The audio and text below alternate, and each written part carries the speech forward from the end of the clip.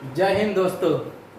आज हम आपके लिए डिविजिबिलिटी रूल का इम्पोर्टेंट क्वेश्चन और उसका कुछ प्रॉपर्टीज और उससे संबंधित कुछ एग्जांपल लेकर के आए हैं। पहले आप लोग को डिविजिबिलिटी रूल का कंसेप्ट समझाएंगे, उसके बाद क्वेश्चन पर जाएंगे। तो आइए समझते हैं कंसेप्ट। तो यहाँ पे दिया गया है 7, 11 और 13 का डिविजिबिलिटी रूल। तो इसको समझने के लिए आपके लिए पहले कुछ एग्जांपल है, उसके बाद क्वेश्चन है। तो 7, 11 और 13 का तीनों का सेम ही डिविजिबिलिटी रूल है, यानी कि एक का सीख जाएंगे तीनों उसी तरह से निकलता है।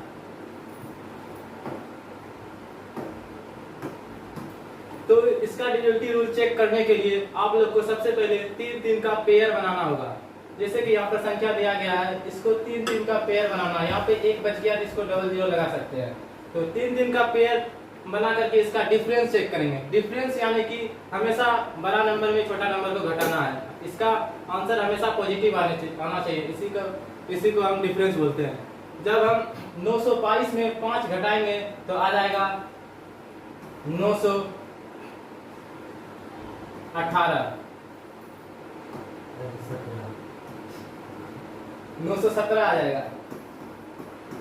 और इसके बाद हम आ गया संख्या को, तीनों संख्या को 7, 11 और 13 से भाग करके चेक करेंगे।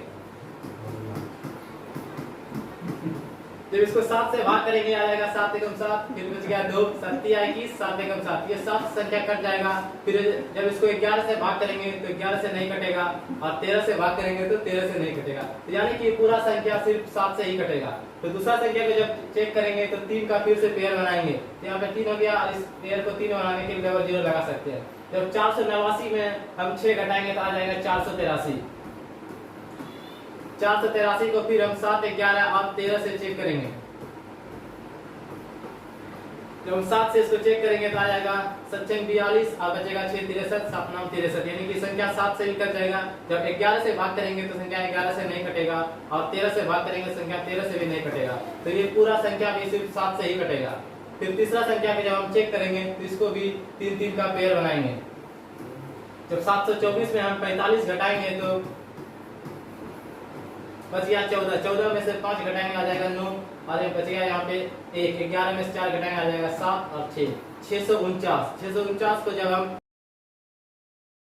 79 को जब हम 7, 11 और 13 से डिवाइड करेंगे तो 7 से जब इसको भाग देंगे तो आ जाएगा 7 9 63, और बच जाएगा 3, 7 5 35, आ जाएगा 4 बच जाएगा, यानी कि 7 से भी संख्या नहीं कटेगा। जब इसको 11 से भाग देंगे तो 11 से 66 बचेगा, 66 बचेगा 1, 19, फिर 11 से भी नहीं कटेगा। जब 13 से इसको भाग करेंगे 13 5 65, और बचेगा 2, 29, 13 से भी संख्या नहीं कटेगा। यानी कि तीनों संख्या 7, 11 और 13 से पूरा संख्या नहीं कटेगा। तो बेसिकली 7, 11 और 13 का डिविजिबिलिटी रूल चेक करने के लिए आपको 3 का पेयर बनाना है। पेयर बना करके उसको चेक करेंगे और उसका डिफरेंस करेंगे। अगर वो डिफरेंस 7, 11, 13 से कट जाता है तो पूरा संख्या 7, 11 और 13 से कट जाएगा। तो इस दोनों होमवर्क रहा, ये दोनों क्वेश्चन को आप लोग सॉल्व करके देखिएगा।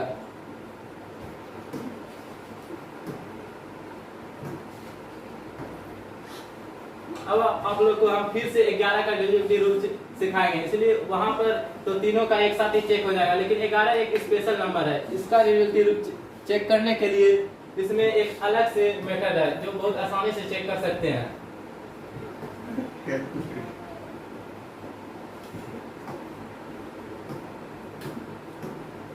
तो इसको चेक करने के लिए आप लोग सम और विषम संख्या का प्लेस को ऐड करेंगे और उसका डिफरेंस चेक करेंगे, यानी कि ऑड और इवन नंबर का प्लेस को जोड़ेंगे। जैसे हो गया 7 4 11, 11 तो हो गया 20 और 20 और 28 हो गया। फिर उसका डिफरेंस करेंगे, हो जाएगा 9, 9 5 14, 14 3 17। जब 28 में से 17 घटाएंगे तो आ जाएगा 11। ये डिफरेंस या तो 11 ये 11 आना चाहिए, या 11 का मल्टीपल, या फिर 0 आना चाहिए। अगर ये तीनों चीज में कोई आ सकता है तो पूरा एक संख्या 11 से डिवाइड हो जाएगा। इसी तरह अगला नंबर भी चेक करेंगे। 6 2 8 हो जाएगा, 8 6 14, और 14 9 हो जाएगा 23, और 23 6 हो जाएगा 29, और फिर 3 4 7 हो जाएगा। जब 29 में से हम 60 माइनस करेंगे तो आ जाएगा 22। 22 11 का मल्टीपल है, यानी कि पूरा संख्या 11 से डिवाइड हो जाएगा। तो चलिए बढ़ते हैं क्वेश्चन की ओर।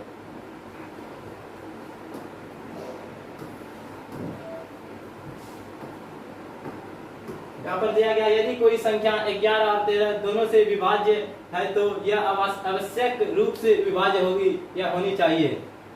जो कोई भी संख्या अगर 3 से डिवाइड है और 4 से डिवाइड है, अगर उसका मल्टीपल करेंगे 4 3 12, यानी कि 3 और 4 का मल्टीपल से भी डिवाइड होगा, यानी कि कोई संख्या 11 और 13 दोनों से विभाज्य है तो 11 गुना 13 इससे भी विभाज्य होना चाहिए।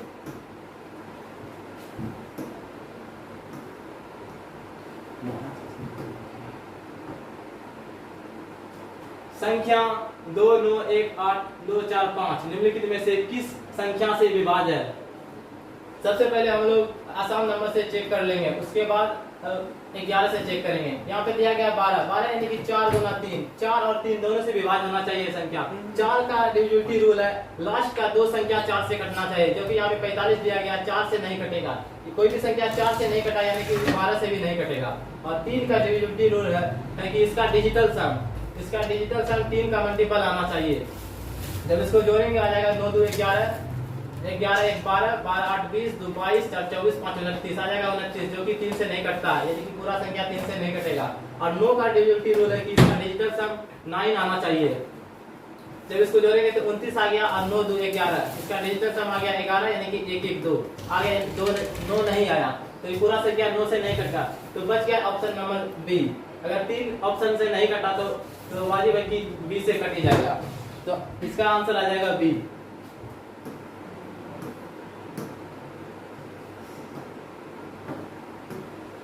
निम्नलिखित में से कौन सी संख्या 11 से विभाज्य है? आप लोग को अभी बताए थे 11 से कटने के लिए इसका ऑड और इवन प्लेस का को जोड़ेंगे, उसके बाद उसका डिफरेंस चेक करेंगे, या तो 11 आना चाहिए या 11 का मल्टीपल या 0 आना चाहिए। तो यहाँ पर है ऑप्शन नंबर ए से चेक करते हैं। 5 1 6 6 3 9 9 1 10, तो रहेगा 4 2 6 6 3 4 2 6 6 4 10। 10 और 10 घट के 0 हो गया, या 0 आ गया या 11 का मल्टीपल आना चाहिए, तो पहला ही ऑप्शन 11 से कट जाएगा।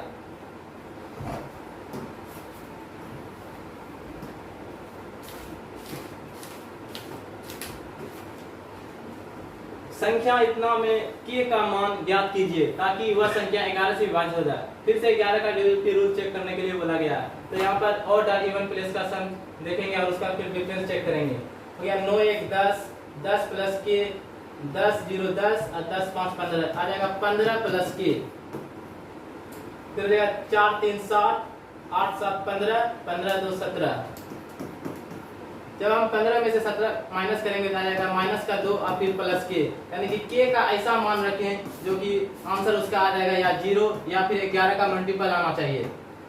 जब हम के का मान अगर 2 रखते हैं तो 2 और माइनस 2 दोनों जुट करके हो जाएगा 0, तो यहाँ पे ऑप्शन नंबर ए हो जाएगा इसका आंसर।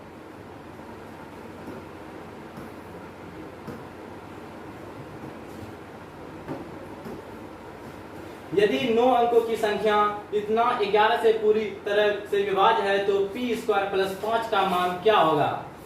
तो इस क्वेश्चन को आप लोग ऑप्शन से बहुत जल्दी बना सकते हैं, और अगर 11 का मल्टीपल चेक करेंगे या डिविजिबिलिटी रूल चेक करेंगे तो इसको थोड़ा सा टाइम लग सकता है। यहाँ पर बताना हमको p square plus 5, p square एक परफेक्ट स्क्वायर है, उसमें फिर प्लस 5 जोड़ के आंसर यहाँ पे दिया गया है। अगर यानी कि कोई भी ऑप्शन में अगर हम 5 माइनस करेंगे तो वह फिर से परफेक्ट स्क्वायर बनना चाहिए, नंबर बनना चाहिए। अगर 48 में से 5 घटाएंगे तो आ जाएगा 43, जो कि परफेक्ट स्क्वायर नहीं है। अगर 45 में से 5 घटाएंगे तो आ जाएगा 40, जो कि परफेक्ट स्क्वायर नहीं है। अगर 54 में से 5 घटाएंगे तो आ जाएगा 49, जो कि 7 का स्क्वायर ये होता है, ये परफेक्ट नंबर स्क्वायर, यानी कि आंसर हो जाएगा सी।